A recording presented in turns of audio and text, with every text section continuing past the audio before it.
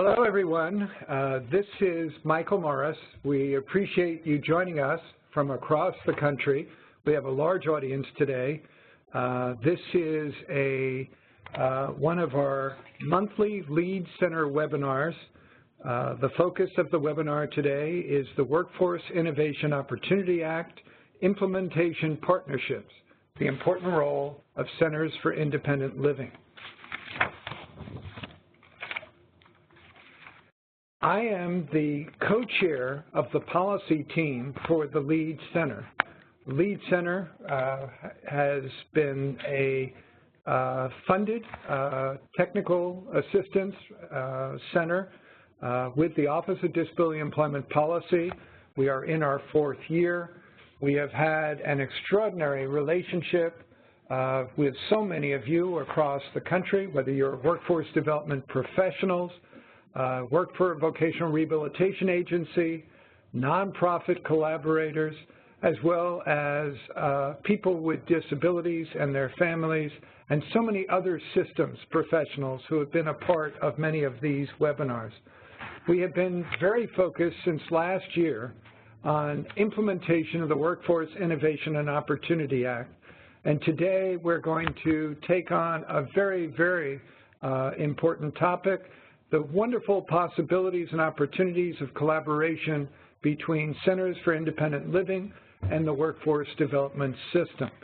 But before we get underway, let me turn it back to Brittany Taylor for some key logistical information for those of you listening to the webinar.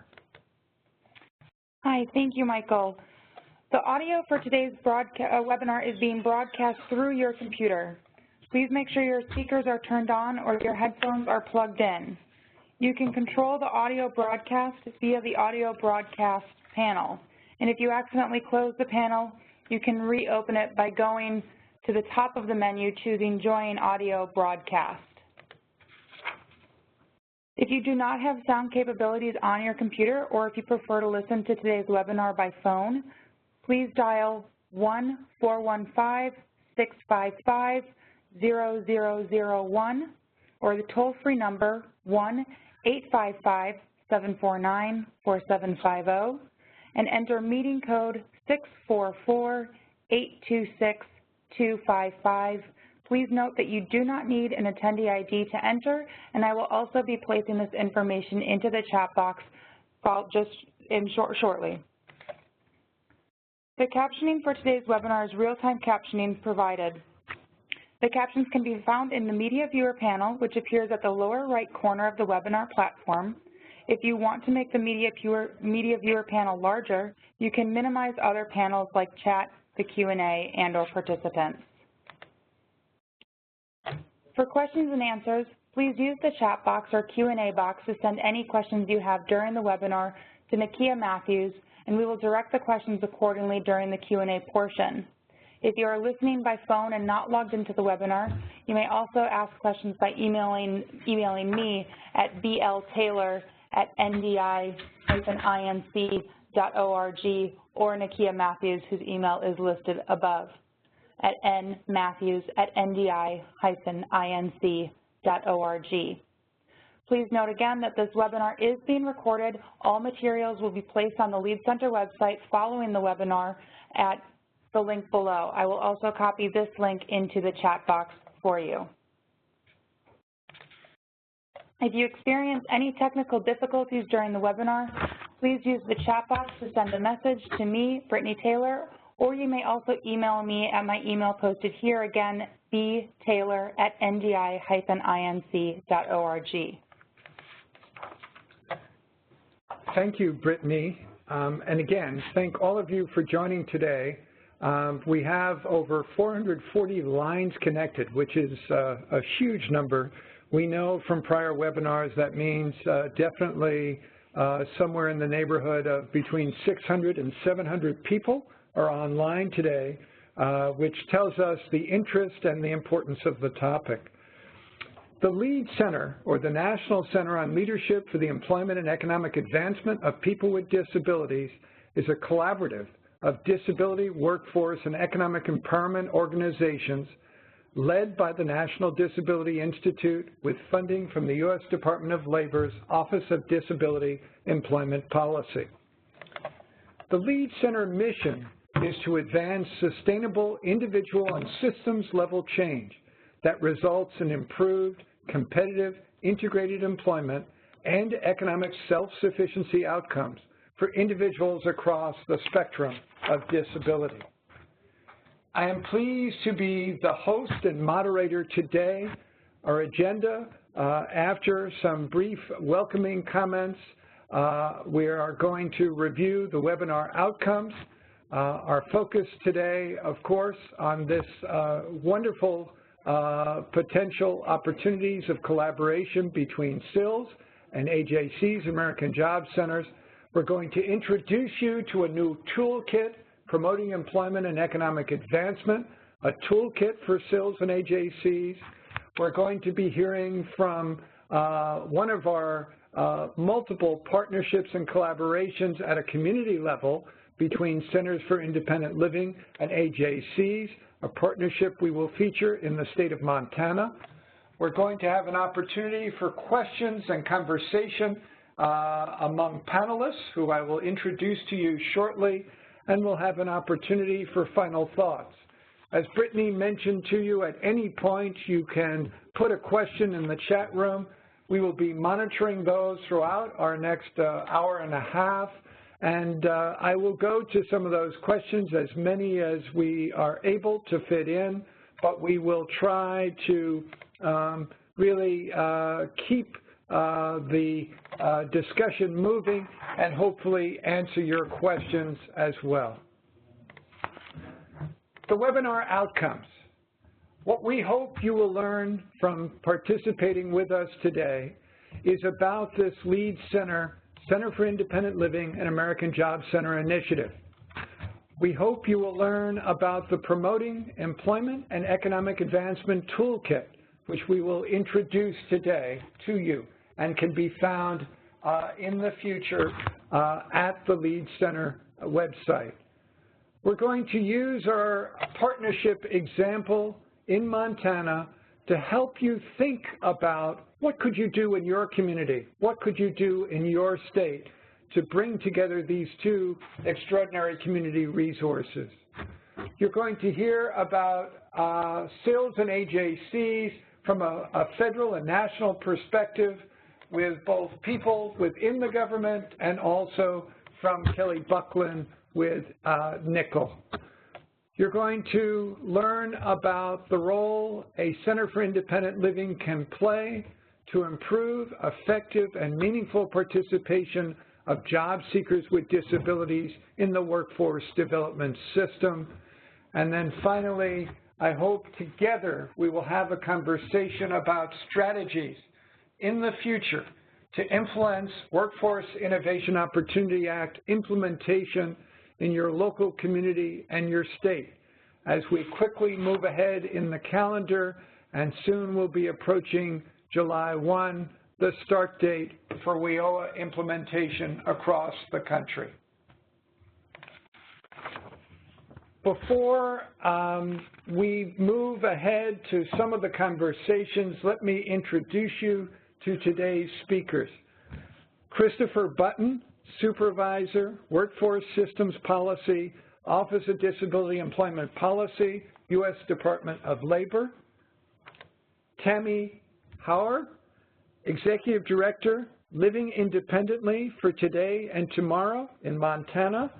Michelle Latondra, Counselor at the Bozeman, Montana Job Service Center.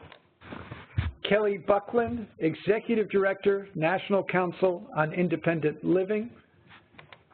Tim Beatty, Chief of the Independent Living Unit, Administration for Community Living, U.S. Department of Health and Human Services.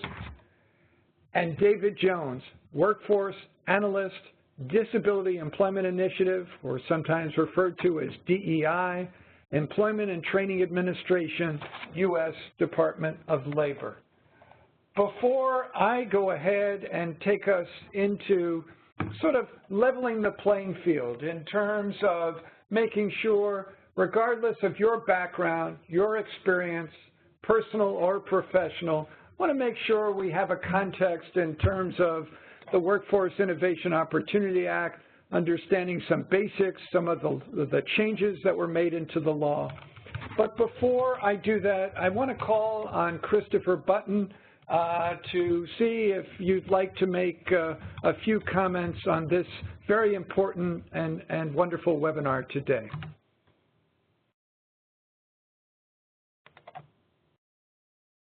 Presenters in advance for their willingness to share thoughts about the important potential of the Centers for Independent Living and the American Job Centers working together as partners. Michael, you mentioned that this is an extraordinary opportunity, extraordinary resources working together, and that's certainly what we at ODEP were thinking when we went to LEAD a number of years ago to brainstorm and organize the pilots with the Centers for Independent Living across the nation that has resulted in the toolkit that is going to be discussed today. So I do want to thank those presenters for being here, and also, of course, thank those who are listening in from across the country. It is such an exciting time for disability employment policy for many, many reasons, but certainly a very big reason is the passage of the Workforce Innovation and Opportunity Act, known as WIOA or WIOA. For the first time, disability is really elevated throughout the law. It has previously been very much a part of Title IV, the Rehab Act, but now it is really in the mainstream sections of the law very solidly. And it's more important than ever for people with disabilities in the states and in the communities to understand that the door is open to them for service more than ever. And for important community resources such as Centers for Independent Living to take advantage of their own expertise and sharing that expertise with the AJCs, and the AJCs learning that they can reach out and partner with the CILs for many, many reasons. We are excited about what the pilot has demonstrated over the last few years, and excited about the release of the toolkit that Michael and the LEAD staff will be talking about. So without further ado, Michael, thank you very much.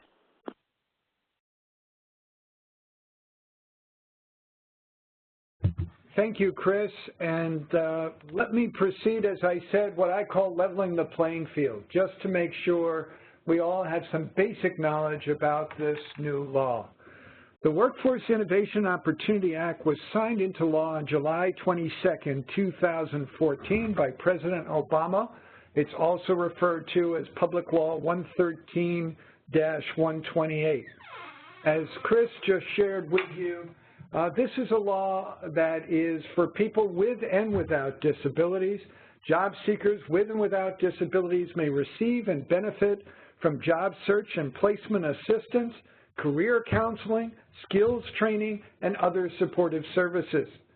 The anchor of service delivery in communities all across the country, in your state and every state, is the American Job Center, sometimes referred to as one-stop career resource centers, workforce resource centers. They sometimes have different names in your local community, but all have an emphasis with the new law, not just on helping people become employed, but really pursuing career pathways and sector partnerships to promote employment in in-demand industries. So this is very much a partnership between government and the business community, focusing on the skill sets for the future so that people have an opportunity to gain critical credentials, certifications, community college and other training environments, but to really have the skill set that fills these jobs, that really look at career pathways for the future. There is, for this law, as was with the prior Workforce Investment Act, a very critical component called Section 188, which protects against discrimination and promotes equal opportunity, regardless of gender, race, as well as disability.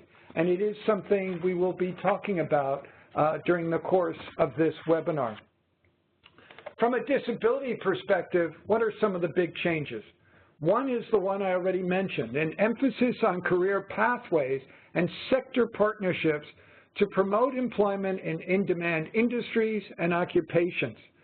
A second is there was previously a sequence of services. For those of you who may have visited a one-stop or American Job Center, there were core services, and you had to move in a sequential way from core to intensive and training services, and not everyone made that step up. Some people were not able to do that, didn't find themselves eligible. There was this whole notion of sequence, moving from one step to the next. That has been replaced by this focus on building skill sets for careers and career pathways, and we've moved outside of that old framework. A similar change, and very important from a disability perspective, is establishing a single unified or combined state strategic plan. Previously in the law, there was a separate plan for vocational rehabilitation, and then there was the other major workforce development system plan that involved a number of mandated partners. In the old system, they too could be combined, but it was not mandated. We now have a mandate for a single unified state strategic plan. That plan, in terms of vocational rehabilitation, will be first reviewed over at Department of Education by the Rehabilitative Services Administration, and then will come to the Department of Labor. But that plan is something that each state has been working on, and all states must submit that plan by April 1, coming up in less than 2 weeks, just about a week away. What else is important from a disability perspective? Individuals with disabilities must be a part of state as well as local strategic plans. Every state is divided up into workforce investment areas, and those areas must each develop their own local plan.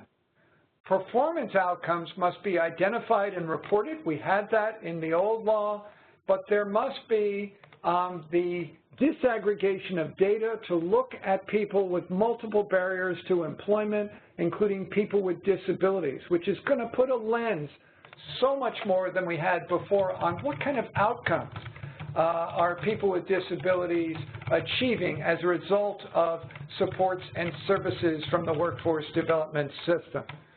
There is a new requirement for the certifying of American Job Centers, which looks at physical and programmatic accessibility, not just of facilities, but programs, services, technology, and materials, as well as appropriate staff training and support.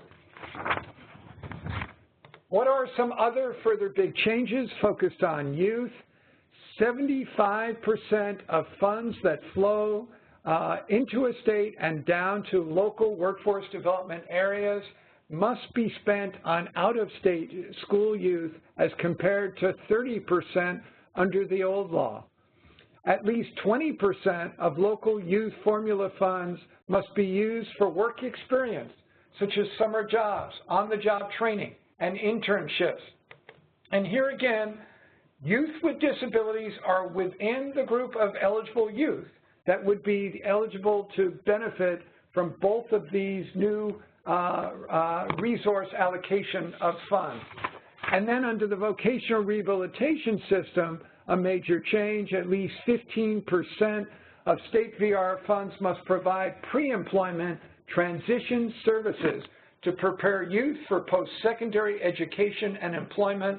And again, this very defined, intentional focus on moving individuals, youth, as well as adults with disabilities into competitive, integrative employment settings with VR more than ever before really being mandated to work even more closely with the education system and work more closely with the other mandated partners in the workforce development system.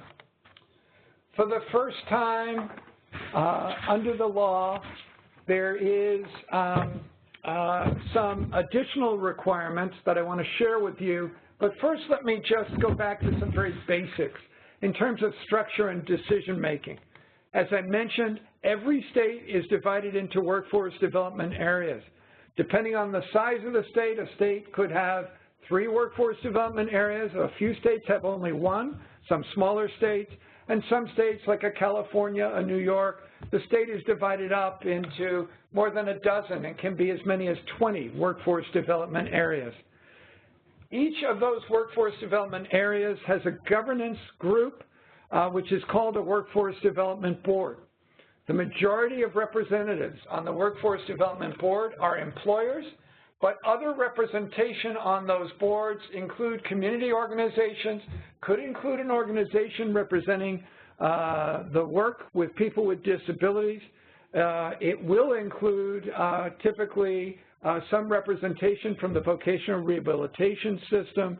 So this is the group making decisions about policy and resource allocation. This is the group that's going to be monitoring program and physical accessibility of the American Job Centers, so an important piece of the puzzle. Local boards are required to enhance collaboration among employers, economic development entities, education, vocational rehabilitation, career and technical education, as well as other human service programs. At an individual level, for that person with or without disability coming into the American Job Center, a critical point will be the development of an individualized plan for employment based on an assessment of needs and interests, but also very much paying attention to labor data and employer data in that region and in that state, looking at where are the jobs going to be in the future, what are the skill sets that need to be developed, and helping support through career services counseling, through training, to help individuals with and without disabilities get those skills to make them the talent eligible for those new, more higher paying jobs and hopefully career pathways. For the first time in the Act, there is a definition of customized employment under Title IV of the, which is really the vocational rehabilitation piece.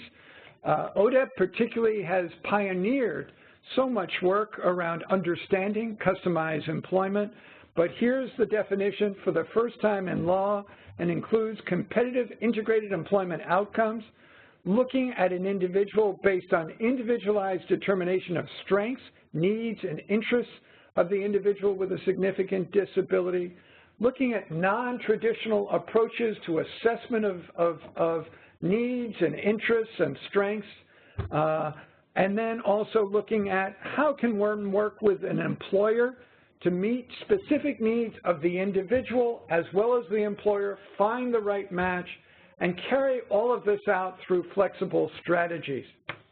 Also, for the first time, there is a definition and a promotion of financial literacy activities.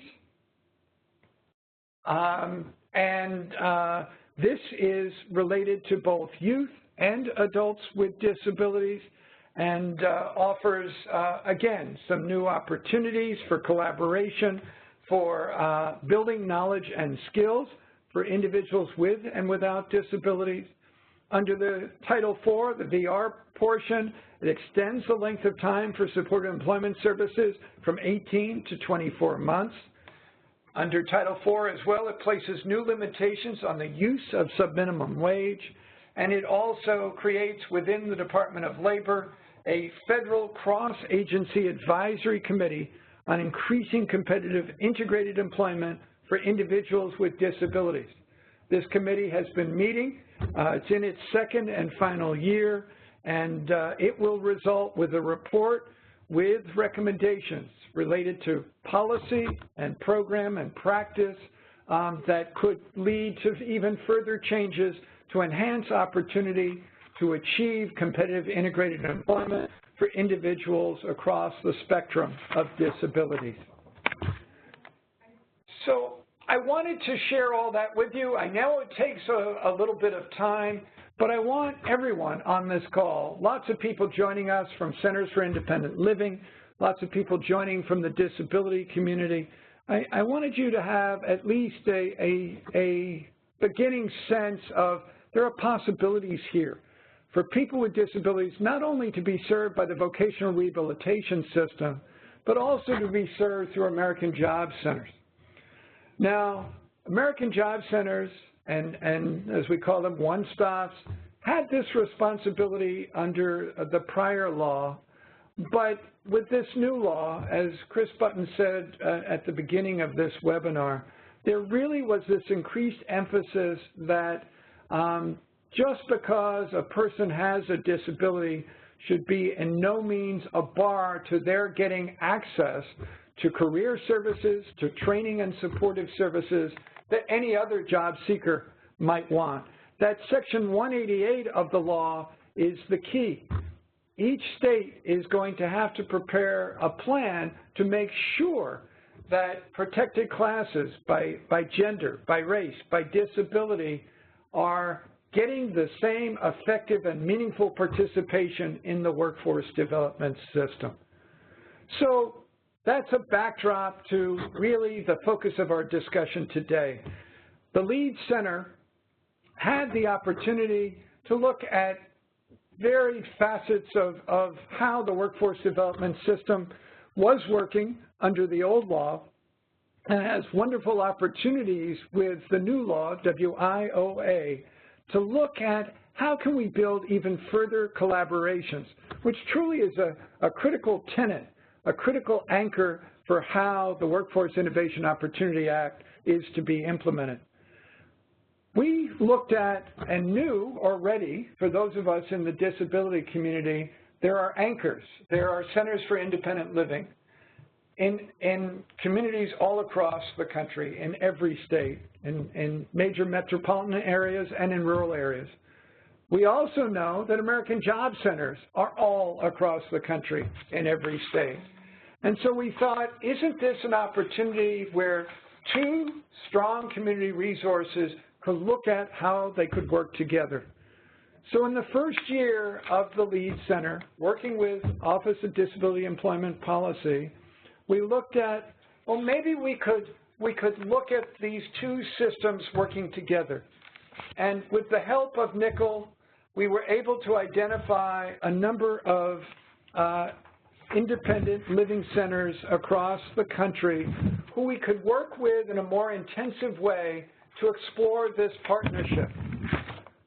Our goals were, in these selected areas, was to improve employment outcomes of job seekers with disabilities, to expand the impact and expertise of Center for Independent Living, to understand the possibilities to help create systems change, working with the workforce development system, and that these two parties, these two community resources, look at how they work together to meet the needs of job seekers with disabilities. So as I mentioned, on a national level, we worked with the National Council on Independent Living, teamed up with the LEAD Center, and then we worked with independent living centers in California, Alabama, Wisconsin, Montana, and Missouri. And from these partnerships, we began to see the opportunity for all kinds of collaboration. We saw that in more recent months, the opportunity for Centers for Independent Living to be engaged with state and local workforce development boards to get involved with that unified state plan development. We saw over the past several years opportunities for youth and adults with disabilities getting assistance from their Centers for Independent Living to learn about resources at their local American, at their AJC. We saw opportunities for CILs to provide training and support to AJC staff, help with basics around disability etiquette, to talk about accessibility and improve accessibility, and really build relationships between the workforce development staff and the Center for Independent Living. And really, we had a community of practice which allowed a sharing of what was being learned, not just in each of the locations, but across the locations. The result of all that over the past several years has been culling and pulling together really what we learned. The result of that is a brand new toolkit, which is now available on the Lead Center website.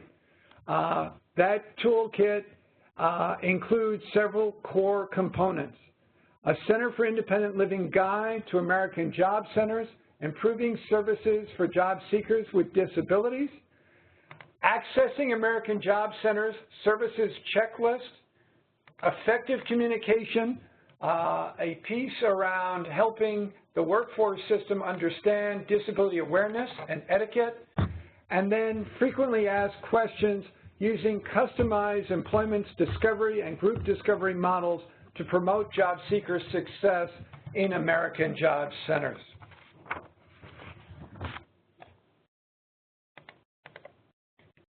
This framework is really one that I would draw on some others who have called it a collective impact framework. So what does that mean? A collective impact realizes that we have enormous challenges that are faced by people with disabilities who face multiple barriers to employment. The barriers may be transportation. The barriers may be in understanding just exactly how to utilize different public benefits and not be pulled back to just be dependent on Social Security. It may be skills issues. It may be literacy issues. Lots of different multiple barriers to employment.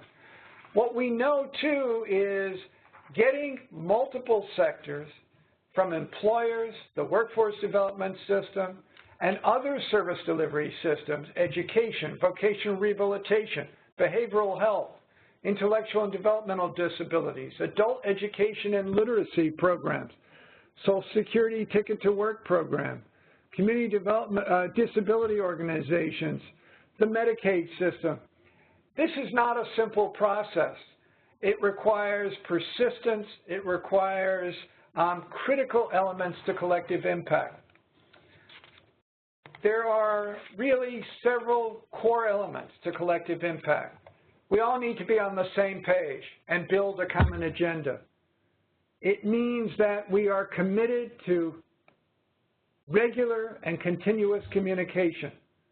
It means that we're talking not only regularly, but the activities we get engaged in, two partners together, multiple systems working together, that those are reinforcing activities toward that common goal and vision to build pathways for integrated competitive employment outcomes. And we recognize that no one system, whether it's the workforce development system, whether it's VR or other parts of that system, whether it's other social and human service delivery systems, for people with disabilities, we every day have to navigate our way through and find opportunities where these systems come together. We've been very fortunate in multiple locations across the country, really with something called the Disability Employment Initiative. We've been able to pilot and refine an approach that's called integrated resource teams. So we know no one agency, no one individual can do all of these things. It's about working together. And that really were critical elements of building these partnerships and relationships between Centers for American Living, Centers for Independent Living and the American Job Center, CILs and AJCs. So I want to take us to what are those critical points of collaboration, and then I'm going to quickly turn to our one example we want to share with you from the parties that were involved in the state of Montana. As we said a little while ago on this webinar, There was engaging state and local workforce development boards, introducing the issues, the needs, barriers being faced by people with disabilities that needed to be responded to. There was training of AJC staff. There was monitoring of program and physical accessibility. There was raising expectations about skill development and careers, not just any job, but people with disabilities also want career pathways. There were opportunities for mentorship and leadership development, and there were ways that the two bodies, the Workforce Development System and Centers for Independent Living, could look at their own resources and look at how to braid those resources to support each other. So let me take all of this to our example in Montana, which has been an extraordinary engagement of these community partners. I'm going to start with Tammy, who is the Executive Director of Living Independently for Today and Tomorrow, an independent living center in Montana. Tammy, I want to ask some basic questions first, and then we'll build. So for people who are part of the workforce development system, they may never have been to a Center for Independent Living. Can you explain a little bit about what does LIFT, your center in Montana, do, and what's your role there?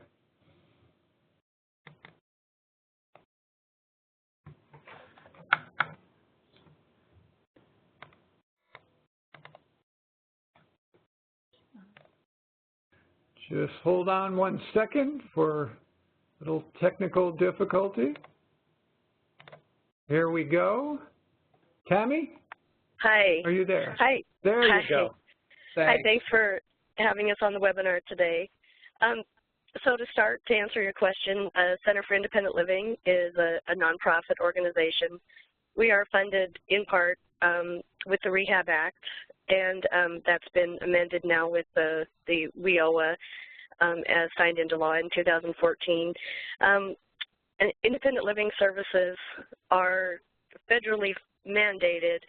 We have 5 core services now that we provide. We used to only have 4. There's been the addition of an additional 5th core service. We provide services to individuals of any disability, so we are a cross-disability organization. We also provide services to any individual regardless of age, or provide support to families with children or aging adults. So again, cross-disability and cross-ages.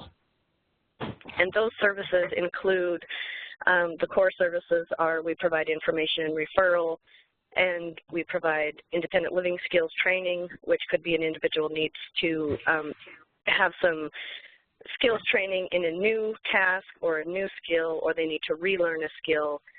They can be everyday tasks, such as learning how to live independently on their own. They've never lived outside of a home where every task has been done for them. It could be relearning those tasks, budgeting, money management, shopping, those kind of things. We also assist individuals in applying for benefits, finding housing, accessing transportation, accessing services. And then we do a lot of systems advocacy, where we're out advocating for change, advocating for policy changes in the scope of equal access for people with disabilities, to have that equal access to every aspect of life in a community. And then we have peer mentoring, where individuals with disabilities mentor and support and do one-on-one individual advocacy with other individuals with disabilities. As we know, that's the best type of mentoring as it comes from a person who has experienced the same types of things. They can provide that support the best. And then our 5th core service, as I mentioned, is the new transition services, and that's twofold. We provide transition services to individuals living in institutional care who wish to move out into community-based living. And then the second part of that is the youth transitions, and that's providing services to youth in high school age who are transitioning into adulthood. So that can be transitioning into employment, post-secondary education, those kind of things. So WIOA and these things that you reviewed in the beginning, Michael, really emphasizes that youth transition component, that all of these services and all of these agencies are now focusing on youth, and we're all coming together and coordinating and collaborating together for those services. And what's my role? I am the executive director at this center. I previously was a program director at another center, and I've been in this role here for just a few months. So Tammy, that's a very comprehensive, overview of Center for Independent Living and your role, what your role is there. Tell us a little bit, how did you become involved and connected to the One Stop or American Job Center?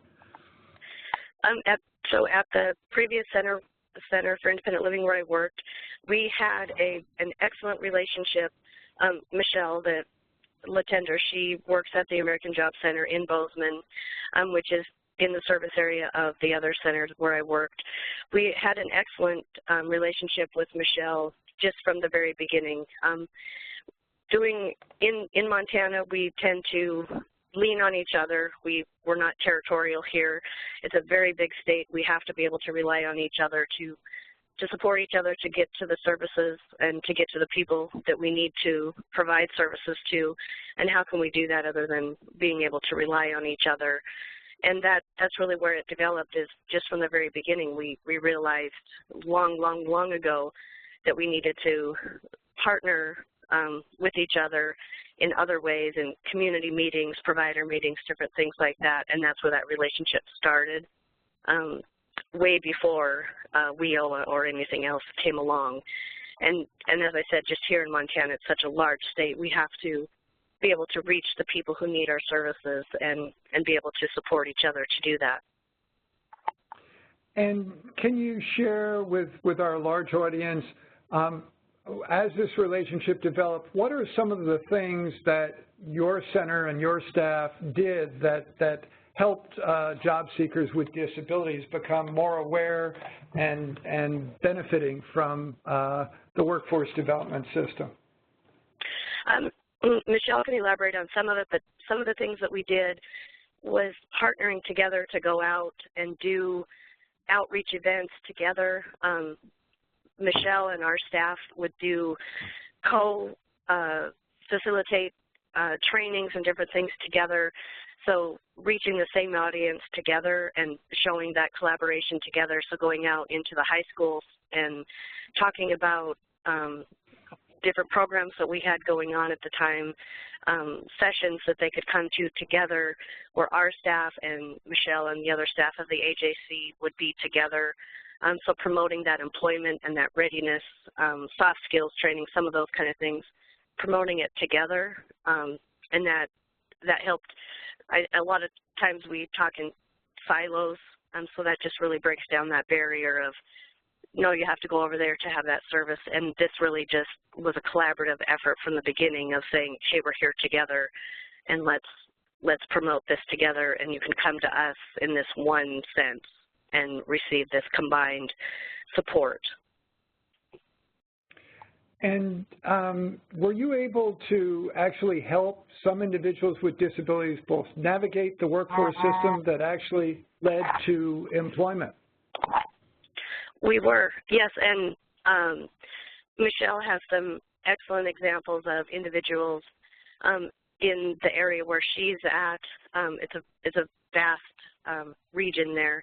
But Michelle and our staff did have several individuals that they have worked with that have had gainful employment or were successful in going through multiple avenues of employment, and that really did come down to some collaboration between both of us.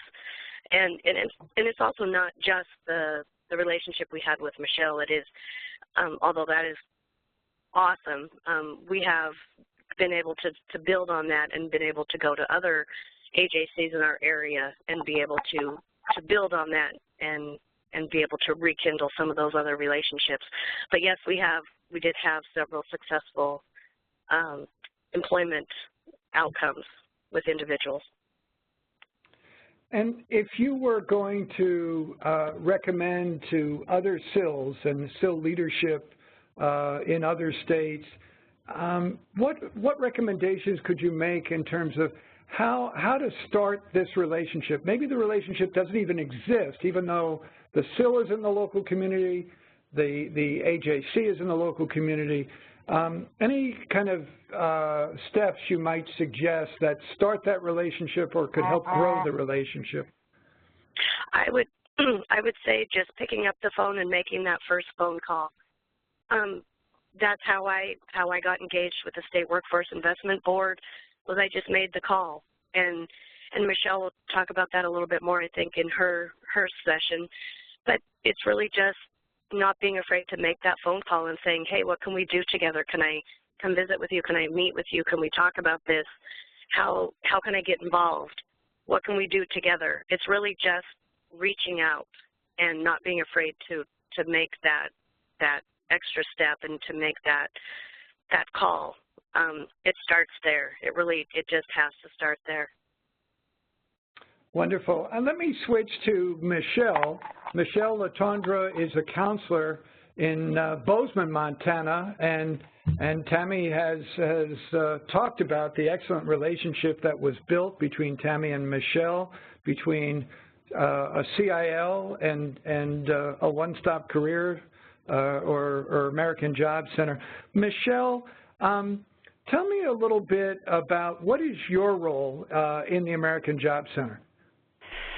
Well, first of all, I want to thank Tammy for her kind words. And had she not been as open as she was and the other members of her staff, we wouldn't have worked as quickly and effectively as we are able to today. I am an employment specialist with our job center here, and what employment specialists do, we receive, all American job centers receive their money from the taxes that employers pay and from job seekers' taxes. And as such, we help and are accountable to both audiences. So in addition to what an employment specialist normally does, which is to give a job seeker the tools they need to design resumes, perform a successful interview, file for unemployment, file for a dispute with wage and hour, or a human rights complaint. Certainly abide by veterans' priority, and also help people with training opportunities and apprenticeships. My particular niche in this job is that I'm a disability resource coordinator. And as such, well, first of all, I don't believe in the word disability. So I use the words diversibility resource coordinator. And my job is to reach out, find possible collaborations, provide information and education, and advocate for those of us with diverse abilities. Excuse me. Thank you, Michelle. From your perspective, what do you think are the ways that other American Job Centers across the country, how best for them to look at a partnership, building a partnership with a Center for Independent Living? Do you have any suggestions on where to start? Well, in addition to what Tammy said, which is pick up the phone, get out from behind your desk, I find most success in taking the customer with me to different agencies for help. And so the CILs, those of you who are listening, the best thing I found was to bring that customer with me to an agency that I need help with on their behalf. Brochures are nice, but brochures don't even get read until a person needs that service. So I'm a big believer in making our collaboration efforts person-centered.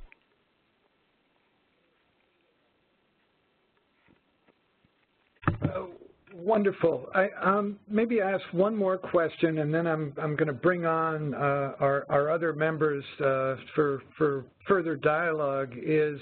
As I mentioned earlier, July 1 is the start of this new law in terms of implementation. And within that law, there are new requirements regarding physical and program accessibility. Do you envision changes in your one-stop or American Job Center, or is this yet another place where the collaboration with the Center for Independent Living could be very effective? We already, our centers are already physically accessible. That's really the easiest part. In terms of other accessibilities, our partnership with the Montana Independent Living Project, which is the name of Tammy's agency, but over here in Bozeman, is that we find a beautiful complement when we work with the customer on their job skills, and then I accompany that customer to the Montana Independent Living Project to attend 2 particular programs that I find very, very valuable. And they're called Living Well with a Disability and Working Well with a Disability. Now, those are the names of the programs that we use here. There, I'm sure, other soft skills-based programs that are used across the nation. But between the soft skills teaching at the CIL here, the peer mentoring at the CIL here, and then what we can help provide is apprenticeship access, on-the-job training funds, funds to help a person go to 2- or 4-year college. And when you wrap all of those services around that individual, we find that they are much more successful. Some of the examples of people that we have placed, we have 3 people with diverse abilities graduating from 2-year schools here in medical transcription, medical coding, medical assistance.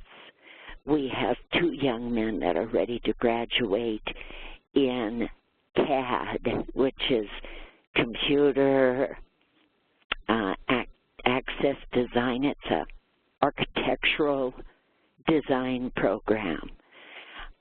We even worked with one little gal, God bless her, she's the sweetest person, and the Montana Independent Living Project office hired her to be their secretary. So we have found some extremely good successes in building a circle of services around that person in the center. Michelle, that's a wonderful testament to the partnership that's been built in Montana, and of course, with the toolkit that we've put together and available on the leadcenter.org website, opportunity for people to learn from both what happened in Montana and some of the other states where we had these partnerships. I'm going to turn next to Kelly Buckland, Executive Director of NICL, and Kelly was a part of this initiative at the beginning. Kelly, we have a lot of people on this in the audience who are not from the disability community but are from the workforce development system. I wonder if you can give people some sense about numbers of independent living centers across the country and opportunities for collaboration with the CILs and the American Job Centers. Sure. Kelly? Thanks. Yep. Thanks for having me on. This is Kelly Buckland. There's about 360, 365, actually Tim Beattie can probably give you the exact number, of centers for independent living that are federally funded. But if you look at the country as a whole, when you start including centers that are funded either by private funds or state funds and so forth, there's around 700 centers for independent living across the country. So there's lots of opportunities to partner. In fact, one of the things that I learned through this LEAD project was just how many centers are operating employment programs. I thought it was a fairly limited number, but there actually are a lot of centers across the country that are operating employment programs, or at least offering employment services through their center. So I would encourage the folks that are on the phone that are with the job center to reach out to their local center for independent living. Excellent. And you know, as we move ahead to the 1st of July, where this law will actually take place, states will begin implementing their plans. Any suggestions? You know, you are certainly the leader and, at the national level with independent living centers across the country. Any advice you would give to independent living centers in terms of trying to do some of the things that were discussed by our two representatives from Montana? Well, yeah, I mean, I think one of the things another thing that I really learned through my participation in this project was I think how eager job centers are to partner with a disability organization like centers. We saw some amazing stuff that got put together through not only Tammy's center, but the other centers that were involved. There were some great collaborations. There were some really innovative things that people were able to do, combining the resources of the center and the resources of the job center. So, you know, the other centers that participated in the program, you know, we had some large centers. Tammy's was a small center.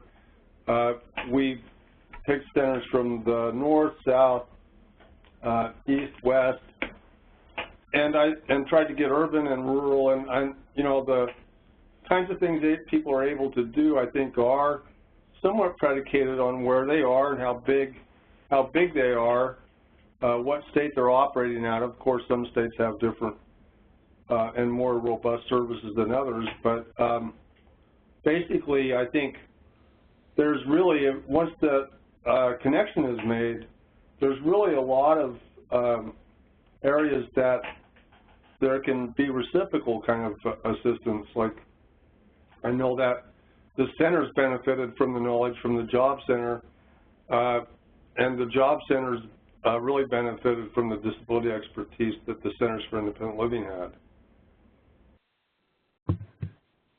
Thank you, Kelly. I want to turn next to Tim Beattie.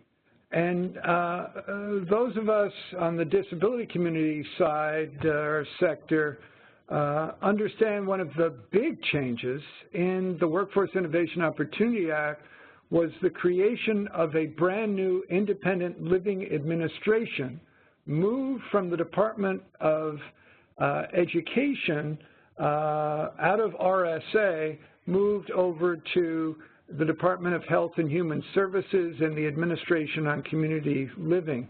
I'm going to call on Tim Beattie, who is with that administration, to say a few words about ILA and the opportunities here for the same kind of collaborations as described in Montana, opportunities, as Kelly has shared as well, that could be really happening even more in the future as we move to the next stage of WIOA implementation. So, Tim, let me call on you.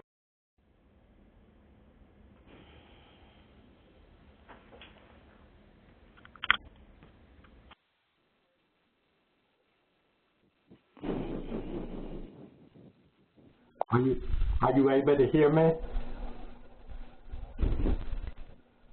We're good now. Okay, terrific. Good afternoon, everyone. My name is Timothy Beattie, and I'm with the Independent Living Administration.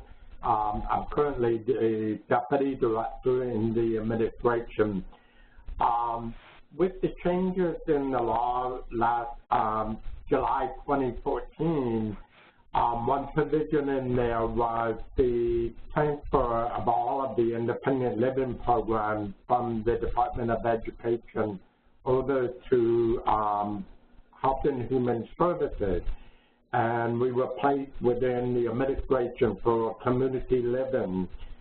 And additionally, the law required us to implement a new independent living administration within ACL, and this is an opportunity here for independent living programs, the centers, as well as statewide independent living councils to become more involved in different programs within ACL, and also to partner with other federal agencies and partners such as the Department of Labor and projects like this with the LEAD Center.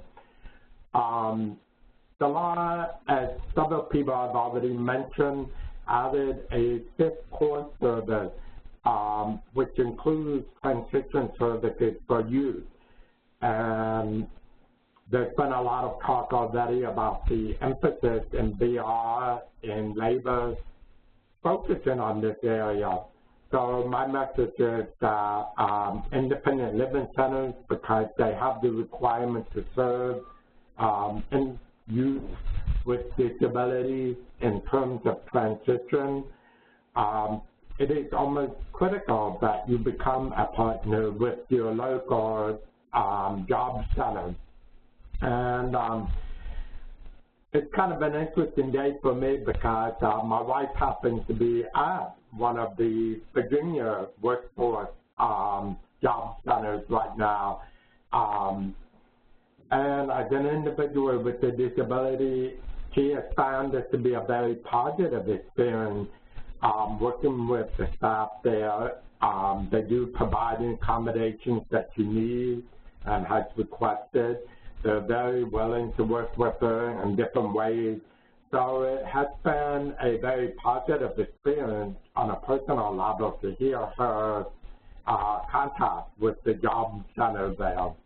So this is something that I encourage all centers to take a look at, especially when you are looking at leveraging possible services and resources. Kelly mentioned a very good point. Many centers already offer employment services in some way, whether it's direct placement services, workshops, seminars, and so on. So here's an opportunity for American Job Centers to work with centers and receive more disability-focused type of services and resources. I know that many of the AJCs are interested in serving individuals with disabilities, while the Centers for Independent Living can be an excellent resource in how to work with the individuals with disabilities out there. Several people mentioned the state plans, unified state plans between education and labor. This is probably news for many centers for independent living, and as a result, they probably have not been very involved in this process. So this is something that I encourage both vocational rehabilitation agencies, American Job Centers, and centers to work together on for future state plans and how to incorporate more services and programs for independent living and job employment into those plans. Likewise, independent living has state plans at the state level for independent living, and this is another opportunity for CR, labor, and American Job Centers to become involved with the state plan for independent living. So that's another opportunity because many of those state plans do have an employment focus. So I think here is a beautiful opportunity for everyone to come together and learn from each other, work together to serve this population as appropriate in the community.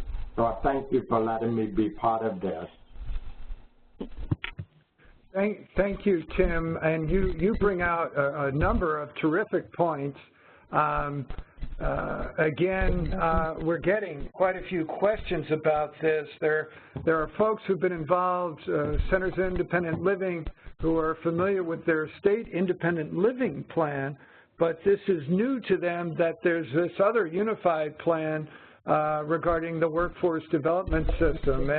And so there is an opportunity for these different systems to talk together, probably do some comparing of ideas and priorities within these plans so that there is work together both at a state level and across the country. We are getting quite a few questions about how can a Center for Independent Living be recognized as a provider of services that might be contracted with by an American Job Center or by vocational rehabilitation. One specific question came in. We had shared at the beginning in the slides that there is this new requirement for vocational rehabilitation to provide pre-employment transition services. There are many Centers for Independent Living, both Tim and Kelly, you've mentioned this, who work with youth, but we've got more than a few questions that came in the chat box wondering about this process is how does a Center for Independent Living become a contracted with and paid fees, generate money for the work that they're doing? I think it's a terrific question because a lot of the partnerships and collaboration we shared around the example in Montana is certainly about the sharing and braiding of resources, but not necessarily a Center for Independent Living being paid. I wonder if there's anyone on the panel, either at the federal level, or it may be something even Tammy or Michelle want to venture an answer to. Does anyone want to try to answer that question? I have some thoughts myself I can share, but let me open it to the panel. Anyone? Michael, this is Tammy. I would just say that I have not known myself at this center I'm at or when I was at Milk of being paid for services through the AJC, but I definitely would be open to that. We are currently engaging in some fee-for-service type work through vocational rehabilitation in the youth services in those services, the pre-employment transition services with youth. So if anything could be developed along those lines, that definitely would be an opportunity that we would be willing to move forward with and collaborate with the AJCs. Excellent. Michael, this is Michelle. And to my understanding, financial contractual agreements are not available through the AJCs. Well, Michelle, that will very much depend on the particular job center, and particularly both the operator of the center and also the Workforce Development Board. I would answer the question in a way that Tammy did, which is I would encourage, just as Tammy said, she picked up the phone and began a conversation with the state or the local or area Workforce Development Board. It's a great opportunity to, start a conversation, talk about particular expertise that's available at the Center for Independent Living. And again, those are decisions to be made. There are no guarantees, there are no automatics, there is no mandate, but both at a state and at an area level, there are all kinds of contractors, training contractors, different types of service delivery contractors, everything from community colleges to employers with on-the-job training who may be paid for it. There is funds related to apprenticeships.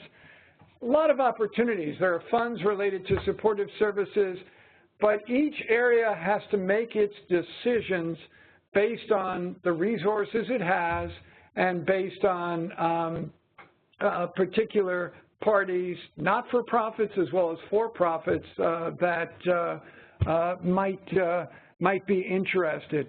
I think it all begins, as Tammy says, with a phone call, which should be followed by a meeting. Sit down together.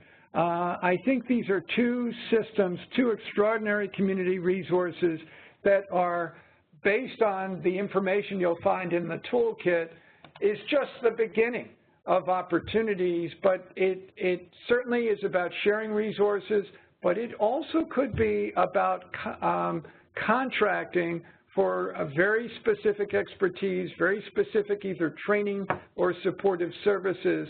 And I would encourage the Centers for Independent Living, because we got a lot of questions about this in the chat box, to start there with that local contact and sit down and begin those conversations. You may also know someone who is on that Workforce Development Board, who already is very aware of the services that you provide, and they may be a conduit or an intermediary to help bridge that conversation or discussion. So let me leave that one. I'm going to go to, oh, yes, go ahead. This is Chris Button from ODEP, and I just want to, number one, reinforce what you said about it starts with a phone call. It starts with making sure that the system understands what services and supports and what benefit might be achieved through the AJC-CIL relationship. But also, number two, the boards that you just mentioned. You know, I was in a conversation with a DEI, Disability Employment Initiative grant state, yesterday, and I mentioned this webinar today, and they indicated to me a certain part of the state where a CIL was a member of the local board. So there are ways to jump into the system and be a good partner and help facilitate implementation by either the relationship with the board or, in the case of this state, even having a CIL represented on the board. Michael, this is Kelly. Do you mind if I weigh in on this just a little bit real quick? Please do, Kelly. Actually, I think there's a number of ways that centers can be of assistance in exactly this kind of a thing, and I'm pretty sure it's already being done in a number of areas.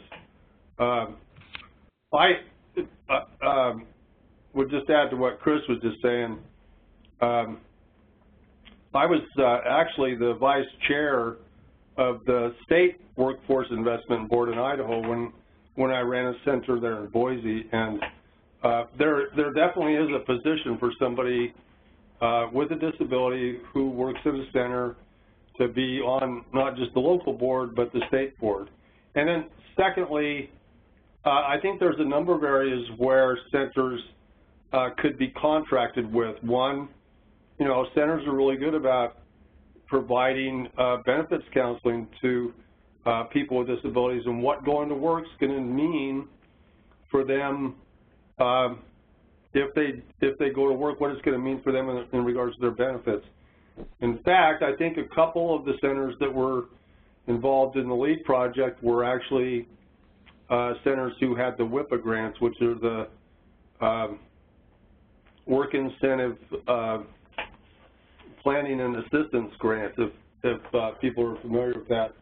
So they're very familiar with doing the benefits counseling.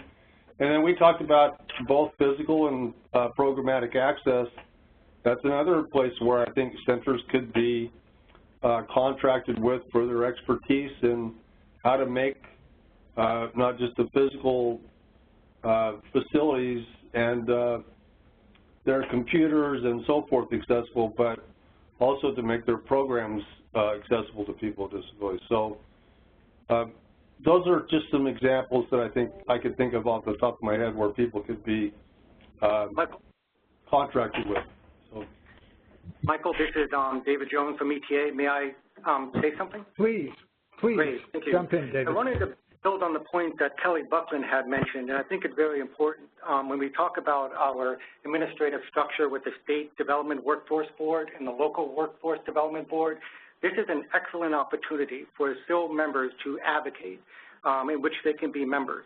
As it relates to the State Workforce Development Board, it is at this level where that they established the criteria for certifying programmatic and physical accessibility of each American Job Center, whereas at the Local Workforce Development Board, that's where they certify every 3 years using criteria established by state board and effectiveness. So having members of the CIL part of the board is a great thing. Now, you don't always have to be on a board to advocate. You can have a lot of impact by being able to weigh in on the unified plan. And that's something that I wanted to reiterate, that there is an opportunity to comment on that planning, specifically as it relates to the Section 188 provision to protect job seekers with disabilities against discrimination and provide equal access to all WIOA programs and services. So on behalf of ETA, we just wanted to relay that these are the ways in which CIL can participate. If I could weigh in again, this is Michelle.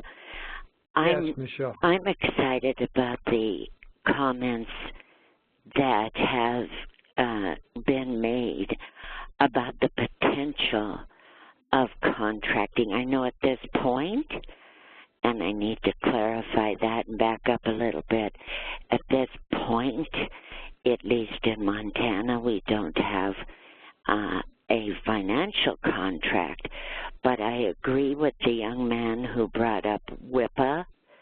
We rely a great deal on that WIPA expertise so that a worker who may be on either SSI or Social Security disability doesn't get in trouble and have to pay back a whole bunch of money because they're working too many hours or too high a wage. Businesses need that information. And another potential is the expertise with the ADAA. A lot of employers are not aware of many of the you don't have to disclose a disability. Something as simple as you don't have to disclose a disability in order to work. And many employers don't even know that. So not only contracting with the AJCs, but marketing your expertise to the employer communities, possibly through your chambers of commerce, and other employer-based organizations and that would be a great opportunity for the CILs. Thank you, Michelle. I want to get a few more questions in before we run out of time, and this question was one of our pre-prepared questions, but I'm seeing it a lot in the comments coming in from participants across the country. The toolkit being released shares lessons learned from CILs around the country to build effective relationships with AJCs. How do we make this a priority nationwide? And I wanted to share a partial answer to this and then also open it up to our panel.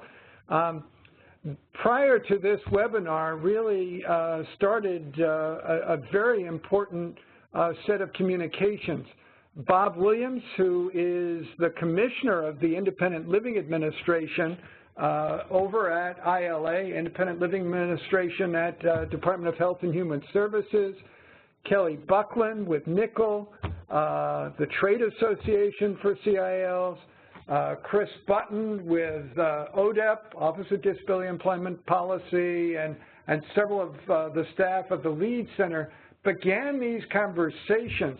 And I think what's wonderful is that this, I hope, is the beginning, certainly not the end. Many comments came up online here saying you need to publicize the toolkit, you need to expand in both sides. AJCs need to be told, talk to your Center for Independent Living, and we're also seeing from the Center Independent Living side, please let them know this is a system they should be talking with as well. Begin with that phone call. Talk to the board, talk to the staff in the American Job Centers. But I'm going to throw it also to the panel. Other thoughts on how do we make this a priority to build on the conversations today? Anyone want to take that? Michael, this is David, and I just want to acknowledge that the CILs and the American Job Centers, we do share a common mission to improve lives of individuals with disabilities. Yet, what we are finding that we are increasingly aware that, like job seekers may not always use the American Job Centers. So, we're very much at ETA trying to help change that mindset, and we recognize that will take time. But as you had noted, Michael, it's really, I think the key ingredient might be learning. Just learning what resources we have that we can share with each other. And I think that might be probably the best place to start. And I think based on the interest of participation today, we're off to a very good start. Thank you, David. And I think, Tim, you wanted to add a comment. Tim? Sure, no problem. I have the same message everybody else had, and that is pick up the phone, go to the local job center, and vice versa for the local job center to reach out to the Centers for Independent Living in their area. Because again, like David said just a moment ago, both have very common goals, objectives they want to achieve, and it needs to start at the ground level. Obviously, we can do a lot at the federal level to communicate and put together things like this webinar, but where the rubber meets the road is at the ground level with the centers and the AJC. So that's an important place to start talking. And again, like several people have talked about the becoming a contractor or a vendor to provide fees for services. Again, you need to reach out to the VR agency as well to include them in the discussion of how to work together, what type of services can each one provide, and see if there's a way to develop a working relationship. It could pay off where there is money available for each other. It could end up being no money involved, but at least a common sharing of resources to help individuals become employed. So I think this is a wonderful opportunity, but again, it starts at the center and the job center level.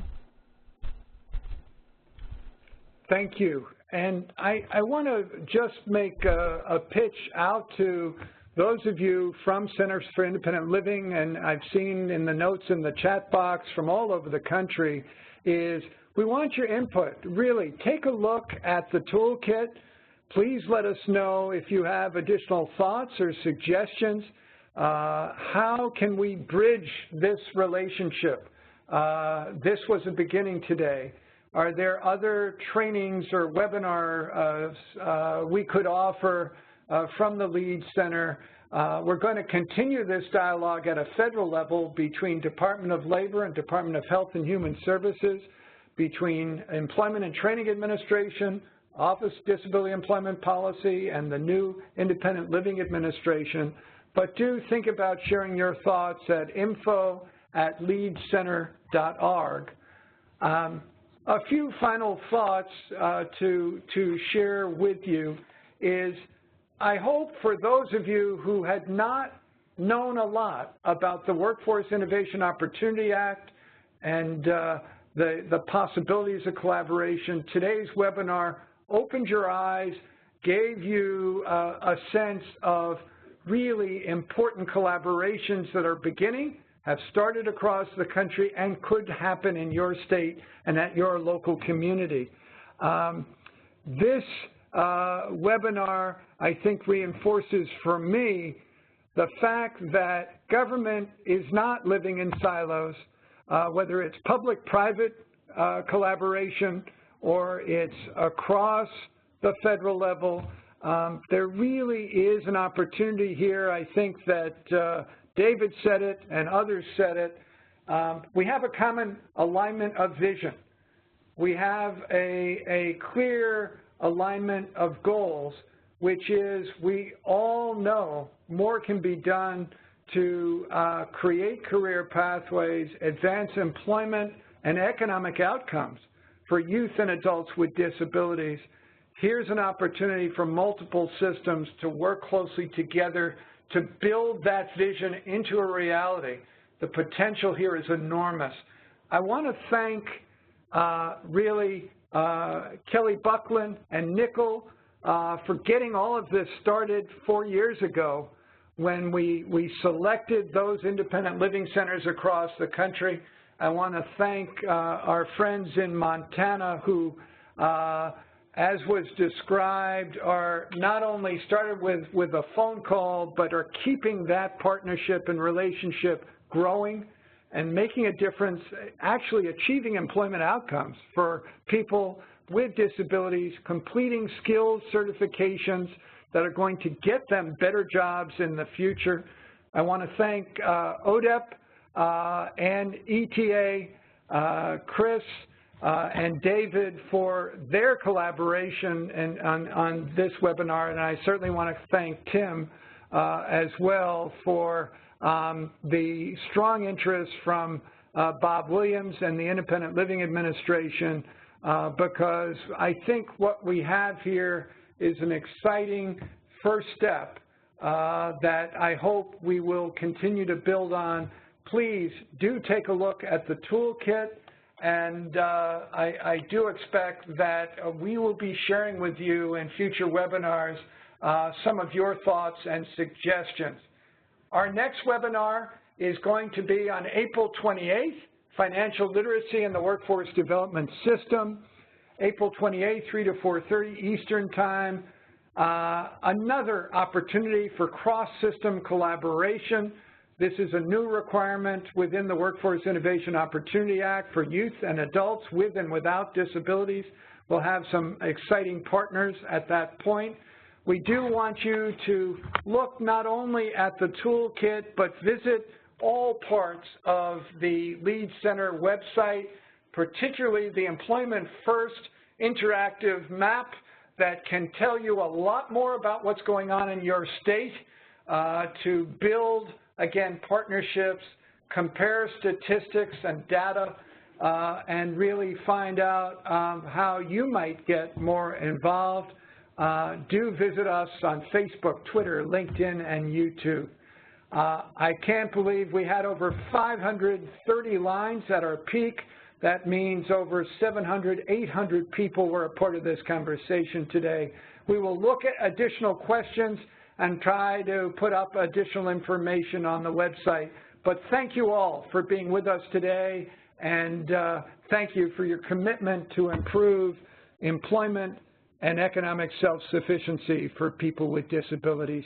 Thank you so much. We'll be with you again next month. Take care. Thanks, Michael. Thanks, guys.